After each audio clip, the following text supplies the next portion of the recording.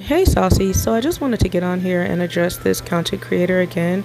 Her name is Lady Boule, and she made a video last week about Tyla, and she was talking about the article that was written a few days ago, basically saying how Tyla's album was taken out of the Afrobeats R&B category and placed in the pop category. And the article I'm speaking about is the Hollywood Reporter, released on the 21st of October 2024. If you just type that into Google and maybe type Tyla's name, you'll see it'll pop up. But they put her album out of the R&B Afrobeats category, and then they put it in the pop category.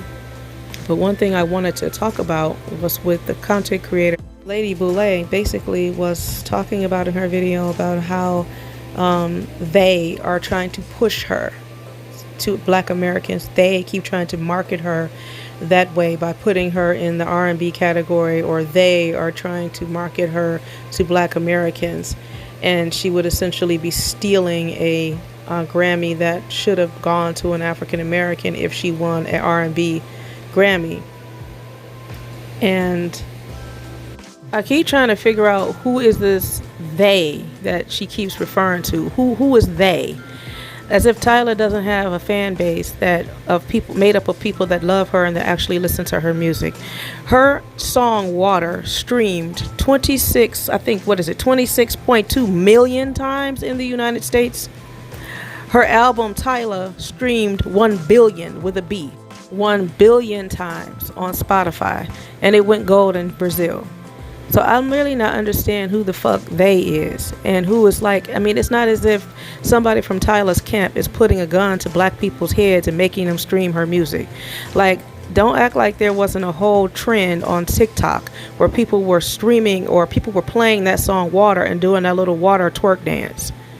One thing that really just gets on my nerves is this whole conspiracy theorist kind of talking point where everything is a conspiracy, as if nobody's listening to this girl's music, as if no one in the United States is streaming her music.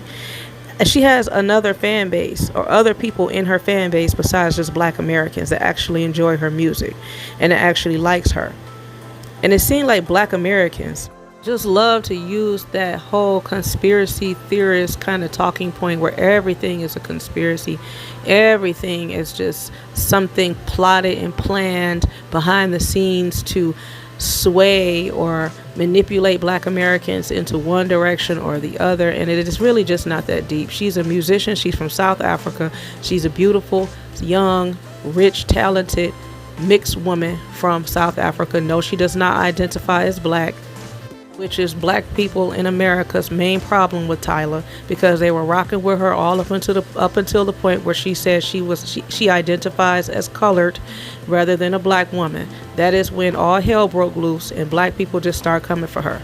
Like, even to this day, I still have people in my comment section going after Tyla, making it seem as if she's taking something from the Black community, and she's taking this and taking that.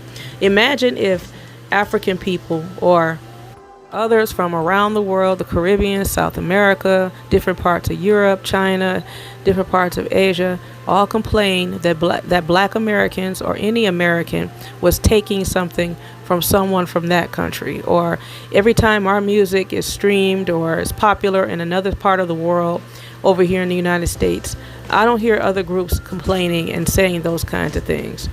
I don't hear people from other parts of the world complaining about how Black Americans in particular are taking something from somebody from over there if they won an award in that category or at that award show, or if they gave a concert, or if their albums are popular or if their music is popping. Black Americans have been very influential around the world with trend setting, with fashion, with music, and people have embraced that. But as soon as someone from another culture becomes influential over here or is popular over here, it's like Black Americans don't seem to be able to take it. It's like they have to find some reason to hate on this young woman. The main reason why they hate on her is because she's South African. And another reason why they hate on her is because she doesn't identify as Black. She's a mixed woman.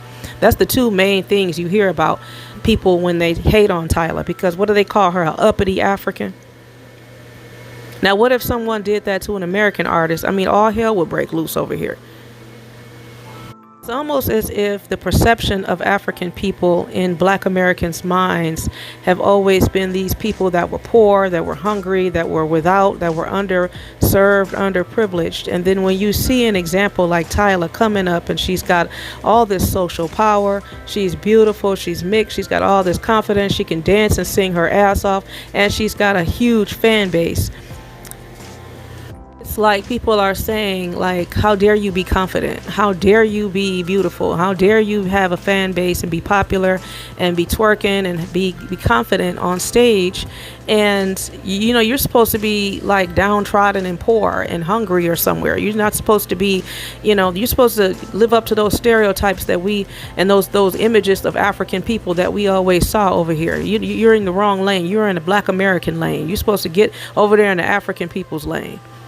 You're not supposed to have phones. Where do you have phones? Do you climb up in a tree and pick them out of a tree? You're not supposed to have cities and cars and luxury items and big beautiful bags and success and attitude and swag. That's the Black Americans lane. And it's like, as soon as an African artist comes up and gets that kind of fame, it's like Black Americans get so triggered. And that speaks to that superiority complex that I was talking about in my other video. Black Americans have a superiority complex, something serious, and it's getting to be problematic because they literally getting up on platforms talking shit to other people, and it's causing problems and a breakdown in the relationship with other people in the diaspora. And you're going to need each other. You don't have any friends or many friends out there. Black American people don't have many friends out there. They're falling out with biracial and mixed people. You're falling out with the men. You're falling out with Africans, Caribbeans, people from the Caribbean. You're falling out with everybody, and it's not a good look. Like, if you don't like Tyla and you don't like her music, like, it's like too easy just to change the channel or change the station.